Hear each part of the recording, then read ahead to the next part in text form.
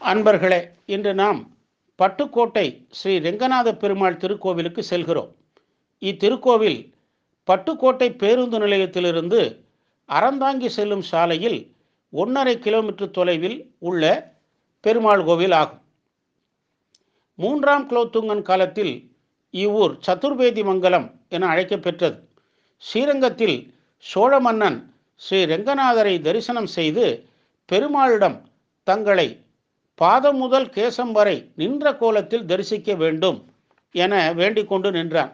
அதற்கு பெருமாள் அசரீரியாக, நீ திரும்பி செல்லும் வழியில் நின்ற கோலத்தில் தரிசனம் தருகிறேன், அங்கேயே எனக்கு கோவில் எழுப்பிடு, அங்கு நின்ற கோலத்திலேயே எழுந்தருளுகிறேன் என்றார். அதன்படி சோழ மன்னன் இந்த வழியாக திரும்பி செல்லும் பொழுது ஸ்ரீ ரெங்கநாதர் தடுத்தாட்கொண்டு நின்ற கோலத்தில் தரிசனம் தந்தார். தரிசனம் கண்டு மகிழ்ந்த மன்னன் அங்கு ஸ்ரீ ரெங்கநாதருக்கு கோவில் எழுப்பினான். தாம் முன்னமே சோழ மன்னனிடம் சொன்ன வண்ணம் ஸ்ரீ ரெங்கநாதர் ஸ்ரீதேவி பூதேவியோடு நின்ற கோலத்தில் இங்கு எழுந்தருளி உள்ளார்.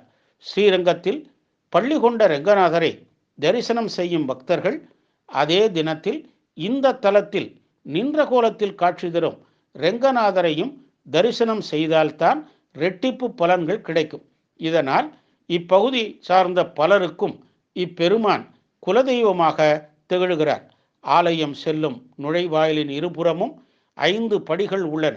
பெருமாள் மீது நம்பிக்கை வைத்து வலதுபுறத்தில் உள்ள படிகளில் இறங்கி ஆலயத்திற்குள் நுழையும் போது பெருமாள் அவர்களை உயர்த்திடும் வகையில் இடதுபுறத்தில் உள்ள 5 படிகள் மீது ஏற்றிவிடுவதாக இங்கு ஐதீகம்.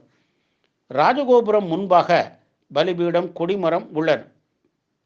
கோவிலுக்கு வெளியே கொடிமரம் உள்ளதால் திருவிழாவிற்கு இதில் கொடியேற்ற இல்லை. இங்கு கோபுர தரிசனத்தை விட கொடிமர தரிசனம் கோடி புண்ணியம் தலமாகும். இதனால் இடதுபுறத்தில் ஸ்ரீ கல்யாண விநாயகர் சன்னதி உள்ளது. இவருக்கு 6 வாரம் தொடர்ந்து 6 தேங்காய்கள் கொண்ட மாலையை சாற்றி அர்ச்சித்து வழிபட்டால் திருமணத்தடை நீங்கிடும்.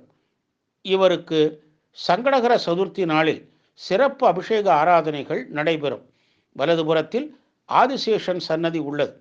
இவருக்கு ராகுகால நேரத்தில் தீபமேற்றி அர்ச்சித்து வழிபட்டால் ராகுகேது தோஷங்கள் நீங்கிடும்.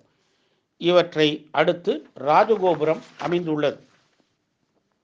உள்ளே நுழைவதால் பல கல் தூண்களை கொண்ட முன் மண்டபத்தை பார்க்கலாம். அடுத்து மகாமண்டபம். இதன் கிழக்கில் கருடாழ்வார் பெருமானை நோக்கியவாறு உள்ளார். இங்கு 16 செல்வங்களை குறிக்கும் 16 கருங்கல் தூண்கள் உள்ளன. தெற்கு புறத்தில் உள்ள சுவரில் யோக நரசிம்மரை புடைப்பு சிற்பம் உள்ளது. வடக்கு புறத்தில் சொர்க்கவாயில் உள்ளது. அடுத்து அர்த்த மண்டபத்தில் சென்று பெருமானை தரிசிக்கலாம். தனி விமானத்துடன் கருவறையில் ஸ்ரீதேவி பூதேவியரோடு ஸ்ரீரங்கநாதர் நின்ற கோலத்தில் காட்சி தருகிறார். திருவோண நாளில் திருமஞ்சனம் செய்து வழிபட்டால் திருப்பங்கள் நடைபெறும். சனிக்கிழமைகளில் துளசி மாலை சாற்றி வழிபட்டால் சங்கடங்கள் தீரும். இப்பெருமாளுக்கு புரட்டாசி சனிக்கிழமைகளில் சிறப்பு திருமஞ்சனம் நடைபெறும். 9 சனிக்கிழமைகள் 9 லட்டுகளை நிவேதனம் செய்து 9 பக்தர்களுக்கு பிரசாதமாக வழங்கினால் நினைத்தவை கைகூடும். 9 தீபமேற்றி 9 முறை வலம் வந்து வணங்கினால் கடன் தீரும், நோய்கள் குணமாகும். மகப்பேறு கிட்டிட வாசனை மலர் மாலைகளை சாற்றி அர்ச்சித்து வழிபட வேண்டும். தெற்கு பிரகாரத்தில் யோக நரசிம்மர் சன்னதி உள்ளது. தெற்கு பிரகாரத்தில் கிழக்கு பார்த்து ரெங்கநாயகி தாயார் சன்னதி உள்ளது. சன்னதி முன்பு இந்த தாயாருக்கு வெள்ளிக்கிழமைகளில் திருமஞ்சனம் செய்து வழிபட்டால் சகல ஐஸ்வர்யங்களும் கிடைக்கும். வடக்கு பிரகாரத்தில் ஆண்டாள் சன்னதி உள்ளது. இங்கு தசாவதார காட்சிகள் உள்ள 10 தூண்கள் உள்ளன. வடக்கு பிரகாரத்தில் ஆழ்வார்கள் சன்னதி உள்ளது.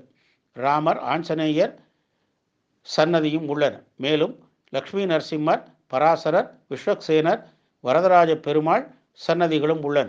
தமிழ், ஆங்கில வருடப்பிறப்பு, சங்கடகர சதுர்த்தி, ஏகாதசி, சுவாதி, திருவோணம், விநாயகர் சதுர்த்தி, நரசிம்ம ஜெயந்தி, அனுமத் ஜெயந்தி போன்றவை இங்கு விழா நாட்களாகும். துன்பங்கள் நீக்கி வளமான வாழ்வு வாழ பட்டுக்கோட்டை ஸ்ரீ ரெங்கநாதரை போற்றி வழிபட்டு உயர்வோமாக. ஓம் நமோ நாராயணாய.